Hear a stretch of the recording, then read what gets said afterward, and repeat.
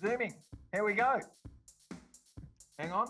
Let's try and adjust this. You can't see my fingers, but I'm madly tapping away because I need to. Anyway, who's on the show tonight? Oh, this is audio from the computer, which means I sound very tinny, so I'm going to have to talk like that. Otherwise, why am I worried? That's your problem. If you don't enjoy what I sound like, no, so hang in, please. I apologise. Anyway, we've got Natalie Bennett, Elaine, Anita, and Alex. Why is Natalie the only one to get a surname in all of that? I don't know. Just my bad. Really? They're all good mates. They're all terrific. And they're all very well to handle relationships that we have to know. The first one? He's only 25. Everything's falling apart for him because he reckons he's got old. Might even be she, I don't know. Yeah, found the grey hair and all of that. Such as life. Second one tonight, yes, fell in love very quickly. And because she fell in love very quickly, she called it off very quickly. And now just wants to be friends. Can you be friends? How many times have you had coffee over and counseled your mate because they wanted to know if you can still be friends?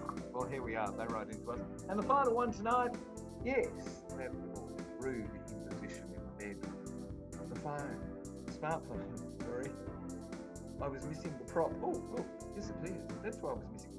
That's black and it's just like a magician's trick, really, isn't it? Speaking of another trick, I'll be back in about 30 seconds with all the panellists from home. Don't go away, sweet and sour, grab a coffee, coming your way right now. Oh, that is there too.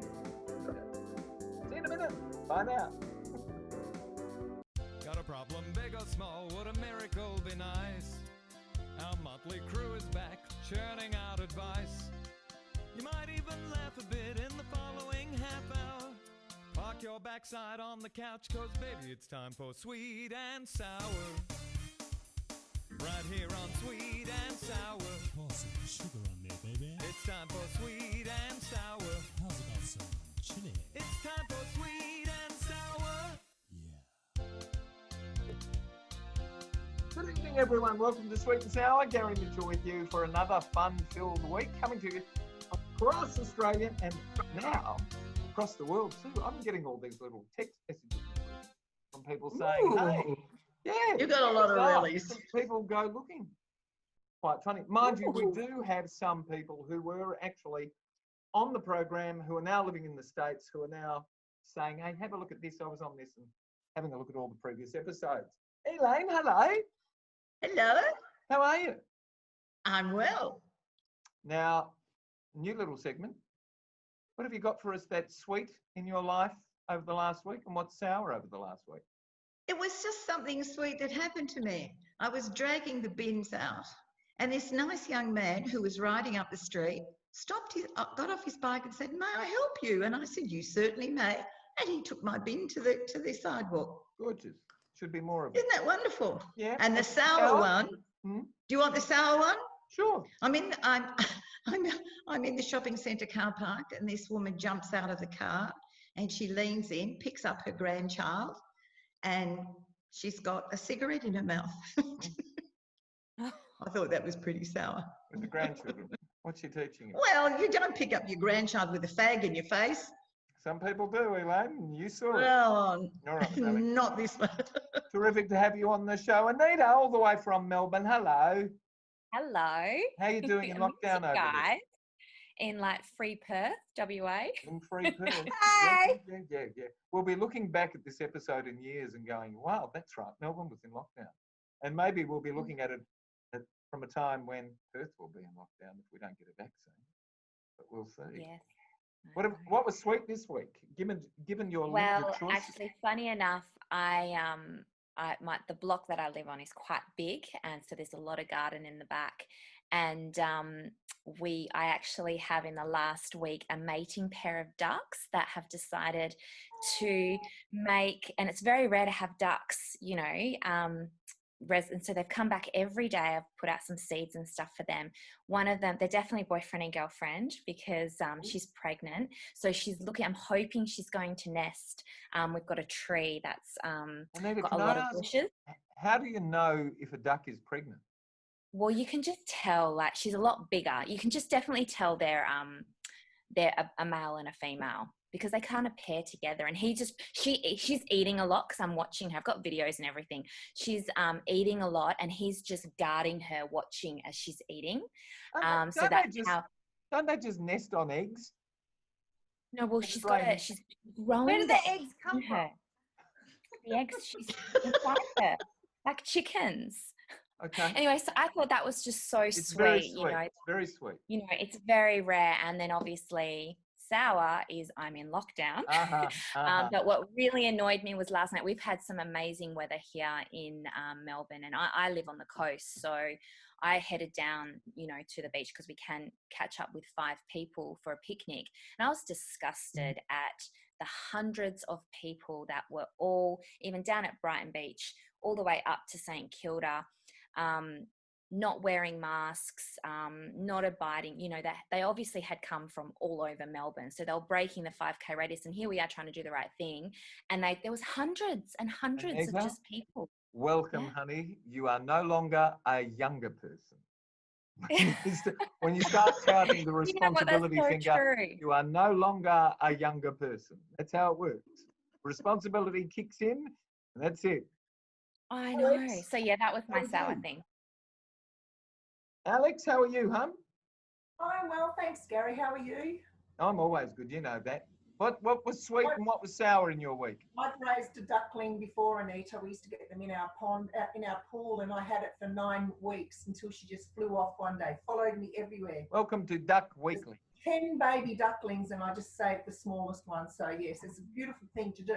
Okay, what was sweet for me this week? Well, I went to Bunnings on Saturday, and there was a lot of people out there buying plants, and so I bought myself a raspberry bush, because I've got a blueberry and I've got strawberries, and it was just nice to be amongst people, and we're all talking about the blueberries and how children love to pick them and eat them. So that was a really nice feeling on Saturday that I had. Sour? I did a lot of gardening.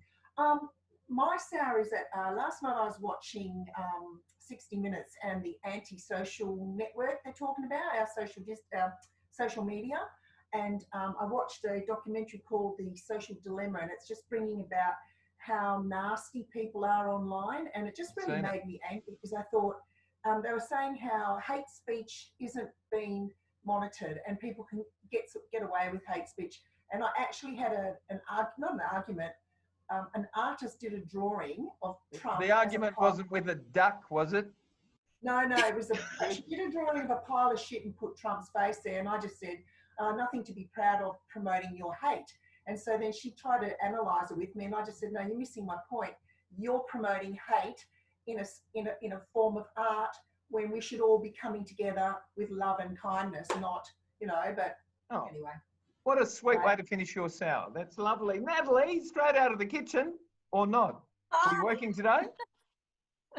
We were working today. I made homemade raw bounties this afternoon.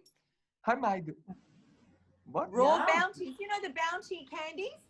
Coconut. Bounty bars, with the coconut in the middle of And what do you do? Undress them? No, I get the coconut and I add some coconut cream and some beautiful coconut oil, and then it all soaks in and it's moist and luscious, and then I coat it with raw chocolate. I'm being turned on just listening to that. Yum. I know, and we're not in the studio, so I can't share it. I could probably show you. Coconut oil. Roll on, April. Yeah. We've got some work to do, ladies. Are you all ready? Yes. I'm ready. That sounded really enthusiastic. Yeah. No, they're good letters. I'm pleased. Quarter life crisis, well, it's happened. It seems like only yesterday they were sitting at my parents' feet learning all the life wisdoms that they impart. I closed my eyes and bam! Well, now I feel too old for clubs. Yes, this is ongoing. And my hair is simultaneously thinning and greying. Yep, I'm 25. 25! It's got one grey hair and they write in. Gosh, talk about coping. By this point, I thought I'd have my dream job straight out of uni, be in a committed relationship, have my own place and be thinking about kids. At 25! Ah! The dream. So simple, I thought. Wrong. I'm recently unemployed. I'm still driving my first car. My doctor has told me to stop drinking like an 18-year-old if I like my liver. Couldn't be more single if I tried. And the Facebook pictures of babies and weddings all belong to my friends. And now, thanks to COVID, I've had to move back with my parents. I'm panicking, and all of a sudden, I've realised I'm not so young anymore at 25. Don't get me wrong, I hardly need a Zimmer frame, but surely I should have something sorted out by now. Has society placed too many expectations on young people? Please tell me I'm not the only one having some bizarre quarter-life crisis. Is this normal? Writes Trent of Dalkeith in Western Australia. Yes, young people. Problems. All right, Elaine, first up. Oh, Trent, honey, you're only 25. You're still growing. Actually, a recent report said this young men are still maturing until about the age of 28, which is why you're probably driving too fast. Pardon? Not you, darling, Trent. Look, the reality is that he should be enjoying, and he's really not alone with all these thoughts. I've got my Actually, I love it. Sorry. You know what? I love his letter. It's very well written. It's got humour and pathos. What I'm suggesting he does is he's try his hand at writing. What he should do is sit down and diarise his life. Every day, write something in a journal. He's really got a good hand. I belong to a writers group, and I recognise that, you know, he just seems to have he seems to be saying the right thing. Anyway, he should take a punt, expand on his letter. And look, he's COVID weary. We're all COVID weary. But look where we're living. We live in the best state. And boy, what a state. Anita's not, Elaine. There's some salt Where's in Anita? Anita's Down wound, there. right? Anita's not. Don't rub it in, guys. Well, at the moment, it is the best state to be in because of the freedoms. But you can't compare one state with another. Everything has its good and bad. True. All right, Alex, we're going to bring you in. Where are you, hun? Over there. I'm here at the top next to you. Hang on. Which way do I go for? I go over here. There you are. Yeah, that way. Tapping you on the shoulder. That's it. So if you turn to your left. I'm looking at you now. Aren't I looking at you now? You're lucky you're not, you weren't in the days of my parents or my mother, you know. My auntie, especially my auntie, she got married at 17. So, you know, those days it was expected you get married young. But, you know, you're only 25. You know, I've got 25 plus years on top of you, and I don't have my dream job anymore. And I'm working as a waitress in a really busy restaurant. And it's damn hard work for little money. So you've got to just buckle down and start getting out there and living your life more than worrying about how you haven't got your dream job and all that, because then while you're busy living, things will happen. So I think that's what you need to do, Trent. Okay. All right, Anita, what's your dream job, and have you found it yet? Yeah, look, I really enjoy what I'm doing. But, you know, is it my dream job? No, I could be probably, I think it changes. That's the thing. As we get older, our values and our ideals and our dreams change. But for Trent, I find it hilarious that, you know, he's writing from Dalkeith and he's complaining that he's still got his first car, which is probably a Mercedes from his mum and dad, and he's probably living in a $5 million home, which is his parents. I'm just being very judgmental there. But, you know, an apartment out the back. Yeah, you could be worse off. And I just feel that at 25, I didn't know what I was doing. I was just finishing uni and my degree, and I didn't know how to use my degree or, you know, exactly, you know, where I was going. So I think, no, I don't think we've got, I mean, yes, there is pressure, but not at 25. I feel you're still growing, especially for men and boys. They don't know what they're really doing until they're in their 40s, I don't think. A trade or something, they get into a trade and they start to learn that. I mean, I was lucky. I've had dream jobs all the way through my career. I've just been very lucky. But I think it's the attitude. I think if you just love the people that you're with, there's always tasks that you don't like. It's an attitude. I was just lucky. I've been blessed with everything. Very lucky. All right, Nat, come on in. Attitude, you said. Yeah, there is. There's if you've got an attitude of gratitude, you're never feeling so, basically. Look, I think the millennials, that's a technical term. The millennials are often struggling with this. He's not alone in feeling this way, and it doesn't really matter where you're from. I think to some degree you're going to feel it, and I think that there is an expectation that, you know, life follows a certain path because we're prepared that way, but that's not actually how it happens. That's kind of the fairy tale, just the same as you were told Cinderella or you know, there are no princes that are going to come kiss the young ladies, and my son, you're not going to land in the dream job straight out of uni. You work to get there, and it evolves as you go. And, you know, I think that, you know, yes, there's definitely even a heightened sense of uncertainty and like an unexplained wanting to make it, you know, inverted commas, make it. But I think that expectation is false at the age of 25. And I think that it's hard to see from where you are now, but I could promise you when you're 50, another 25 years time, and look back, you'll see that this was just a bubble. And really, if you want to know what to do with yourself, just ask yourself what makes you happy. That's all you've got to do. And that's what I say to my children. I've got a 12-year-old and a 14-year-old, and I say to them, just do what makes you happy. And that actually tends to guide us to the place that we're meant to be. And if you've done a university course that doesn't make you feel fulfilled, well, you know what? Put that in your back pocket. You never know, it might actually come back. Like my first degree came back to me eventually, but I went way away from that all through my 20s. I went nowhere near what I actually trained to be when I was in my teens. So I would say just follow what makes you happy. You might be in a lucky position where you've got family to support you through that, and then feel extra blessed. And as I said, I go back to saying the attitude is with the gratitude. You need to be grateful for where you're at. I agree. Well, I was lucky at my 25, I got into the airlines, and that was a wonderful job with Ansett. 15 years there. 25. Travis, where might you be, sir? We asked our people at home, our viewers, to answer something on social media for us. What was the question we asked them, Trav? Mitch, we asked, has society placed too many expectations on young people to have their life sorted early? And the results were 67% yes, 33% no. Expectations that they think of. How much of that is something that you accept, and how much is it your own personal attitude, like Nat said? Well, that's your personal journey, isn't it? That's what you've got to find out. How tough a character you are. Natalie said granddaughters. Expectations, you know, of the millennials today. They just expect everything, especially when they finish uni. Been seduced by the consumption mentality that's out there. Anyway, we'll go on to the next one. This one comes to us from Diana of Brighton in Victoria. Just a neighbour of yours, Anita. Here we go. Dear Sweet and Sour. My boyfriend and I broke up recently.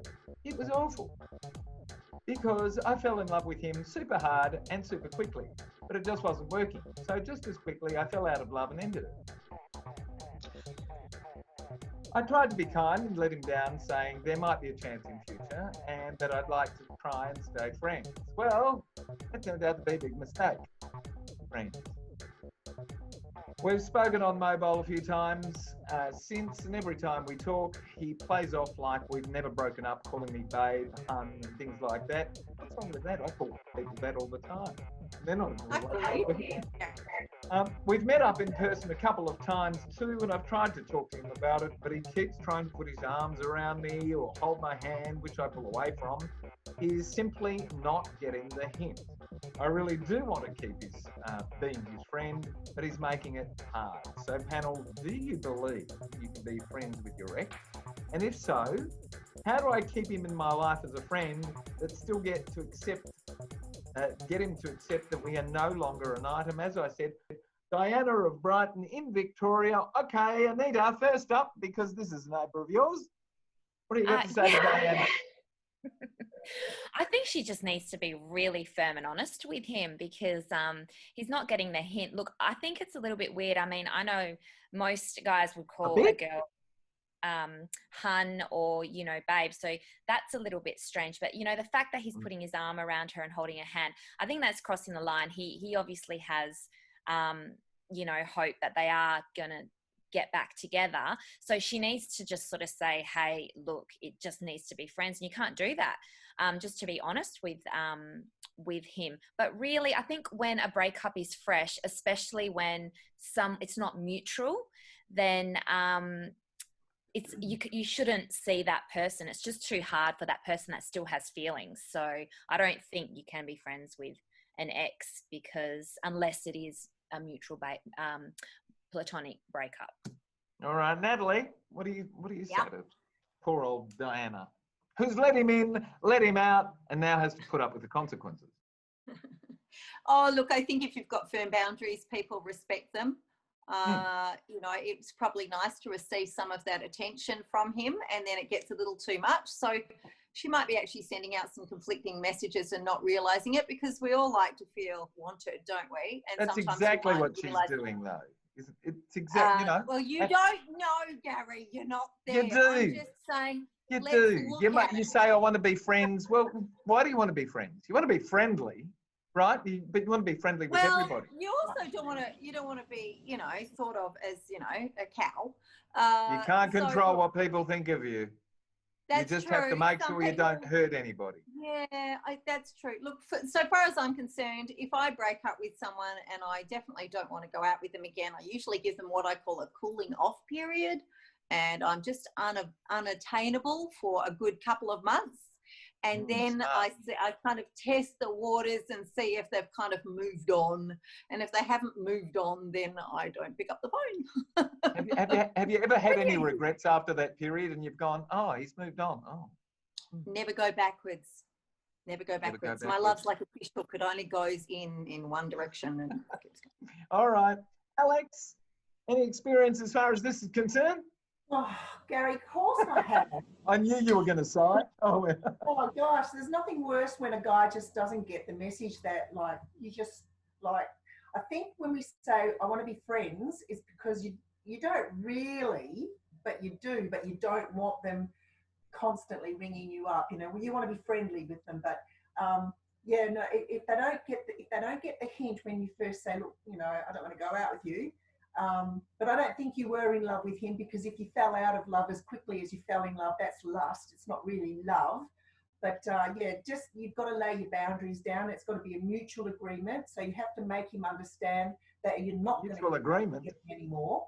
And then if you're not getting that, then if he's persisting, then you've got to limit, like what Natalie said again, just don't pick up, just distance yourself, and just keep this, you know, let him know that it's not going to happen anymore.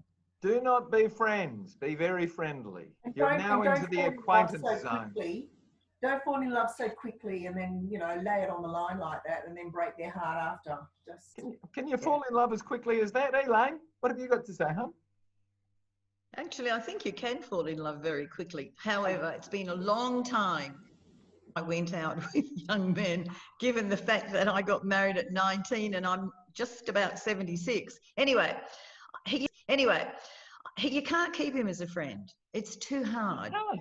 You've got to sit him down and say, look, it hurts me to have to hurt you, but I don't love you like that. I love you as a brother. I tell you what, that really has to cut him in half. Well, I love you as a brother. like a brother. I love you like a brother. I don't have the same feelings for you. I think that we need to have let's have a hiatus. Let's not see each other or speak to each other for 4 weeks. And you have time to think and I have time to think. I think we both deserve to explore some new relationships. And who knows, they might come together again. But she cannot keep him as a friend. He will end up resenting her. It's too hard.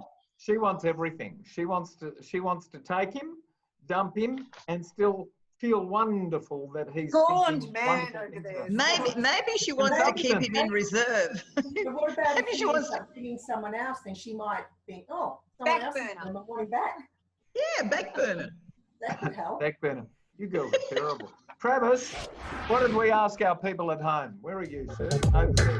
What did we ask? Mitch, we asked, can you ever be friends with your ex? And 75% said yes, 25% said no. I think that's true. After a long, long time.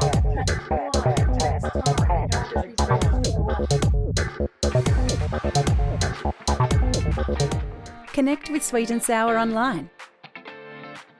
Head to our official website, sweetandsour.net.au, to catch up on past episodes.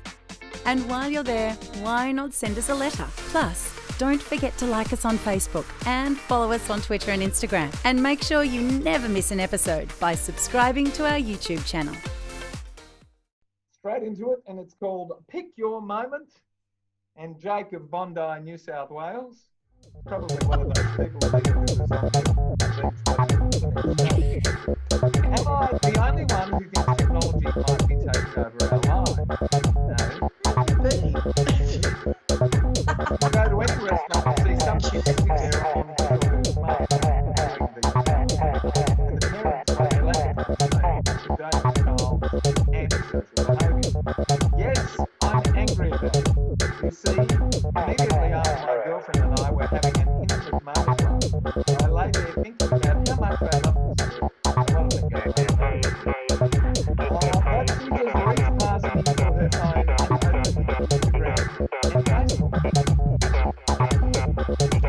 So He needs to sort it. There's something wrong with his technique. I was furious. I'm glad you said that. I'm old enough. And everything, but I'm still pretty angry. How is it okay to pull out phones at moments like these? Surely we should be teaching one another how to live without it. How many lives we have every single moment of the day. How do we manage this? All right, first up. Come on, Alex. Well, you know, I'm so glad I grew up mostly in the 80s when I think that was the best time. You know, there was no computers and everyone used to meet face to face, and you'd ring people up on the phone and you'd hear their voice. You know, I really hate how people text all the time. They're too lazy to call you, but they'll text you. And I had someone record a message and send me a message on Instagram, and I'm like, why didn't they just ring me up? But this is going back to that documentary I was telling you about, the social dilemma. It's a documentary by the tech experts that created Facebook and Instagram and Twitter, and they're all regretting it now because of how bad it's become anti-social media, because of how bad it is now with people not communicating face to face, and how it's causing so much problems. And these tech experts have got small children, and they don't want their children on the phone, so because they want to interact with their children at the dinner table rather than the kids sitting there on their phone. I mean, I see it everywhere you go. People are on their phone everywhere. I think 5 people, 6 people sitting at a table and all like this, and it's, to me, it's like, why bother to get together if you're going to be on your phone? So yeah, I think the tech experts were saying that they reckon in about 4 to 5 years there is going to be a big shift in the way that we view social media and the impact that it has on our living. So looking forward Positive to that. or negative? Sorry? Positive or negative shift? Yeah, because Positive. you know, it's just They said a become positive. a wild beast now. It's just got out of control, and they never expected that it would get this rampant. So Okay. Anita, how do you feel about all of this Think, in the bedroom and everywhere else? Just it, like you said, the impact, like Alex said, the impact that it has, and it's putting on, especially the generation. It's causing us to not communicate with each other anymore. And there's I think statistics out there and experiments that have proved that social media is actually ruining relationships, not just romantic relationships, but also friendships as well, because we spend so much time on our phones, or where we're not actually interacting with our partners and our friends, and we become lonely. And I think that's why mental health issues as well have increased, because there's less human interaction. And, that good old, like Alex was saying, pick up the phone and have a conversation with somebody. Don't just text somebody, because there's no emotion in that. And I feel that as human beings, we need that emotional connection, which we don't get through social media. You can't say that emojis are emotional. 1 in 3 people are suffering from loneliness. It's a really big epidemic at the moment. So it is serious. So. Yeah. Goodness me. 1 in 3. Elaine, come on in. I don't know where he's been. Of course, all this is wrecking everything. Technology has taken over our lives. By the way, Alex, I did read the same thing, that they're very sorry they came up with this. They didn't expect it to explode the way that it has. Oh, you Look, watched I was the sitting. show, did you? Did you watch the social? No, it was written up.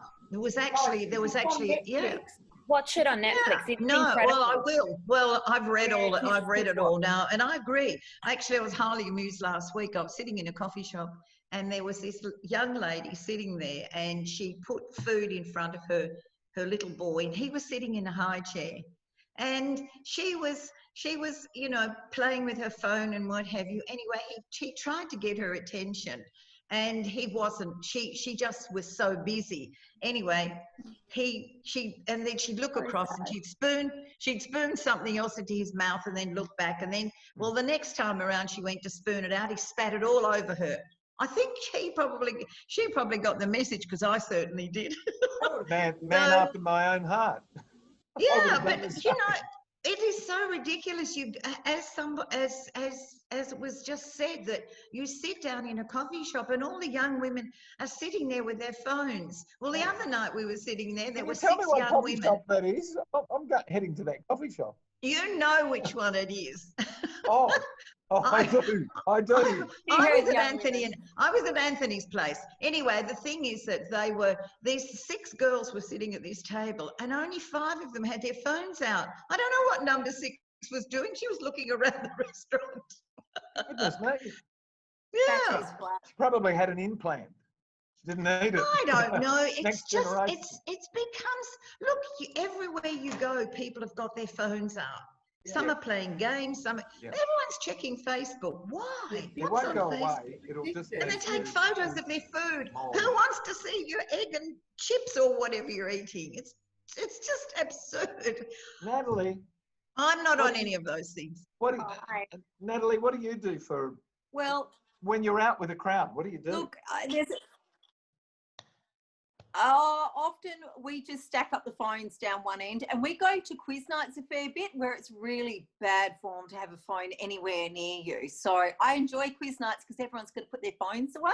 Good. So quiz nights are my way of handling that kind of everyone not talking to each other about devices around me and what I find acceptable and what I don't. And really, I think that that's the way that I manage it. Yes, it is a bit of concern. I've got a 12 and a 14-year-old. They're really at that stage where it's pervasive, and if you don't do it, you're not part of the crowd, and if you do, and it's really hard with no frame of reference as a parent parenting people who are growing up in this era. But look, I think having firm boundaries, I have firm boundaries, and I'm trying to teach my daughters to have the same firm boundaries about what they allow into, how much time they allow it to take in their lives.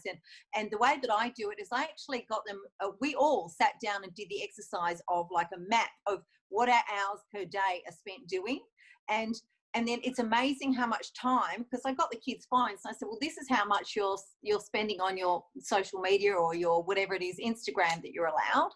That's 4 hours. So when you tell me you don't have time to, do your own laundry, make your own lunch, do that stuff, you're not telling me the truth. This is where that time's going. So we did time maps and a couple of things this school holidays, actually, just to show them where their time goes and make them realise, because I think that withholding it from them without explaining why isn't teaching them anything.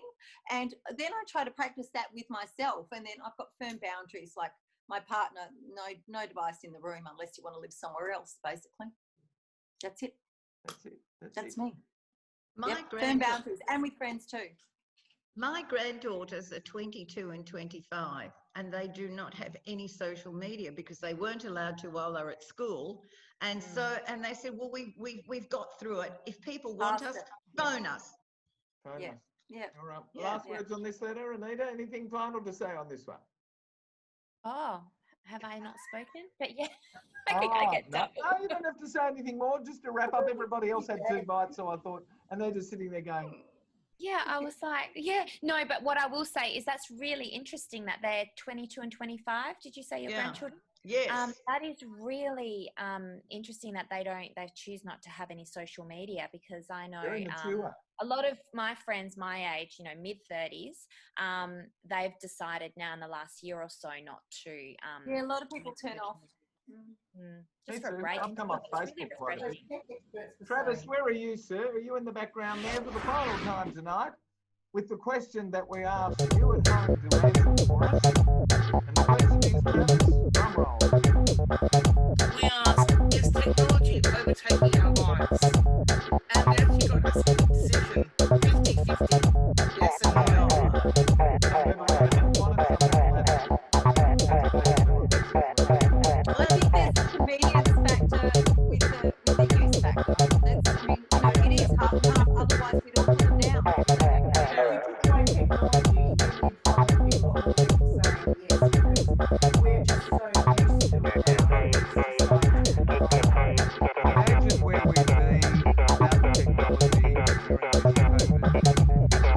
We're zooming right now, and we're enjoying it, and it's given us the opportunity to have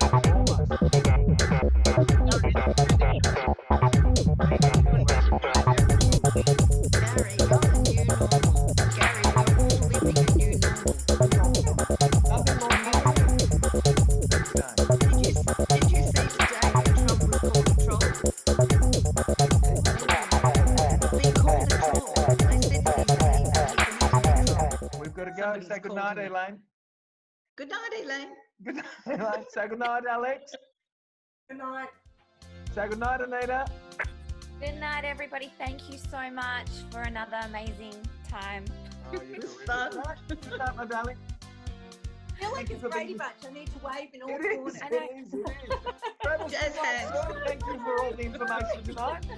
We've got to Night, guys. disappear, and with that, we'll see everybody next week. Bye for now. Thanks, ladies. Bye. It's terrific to have you. Good night, Travis. Bye-bye, folks. Bye. It's time for Sweet and Sour. Right here on Sweet and Sour. Pour some sugar on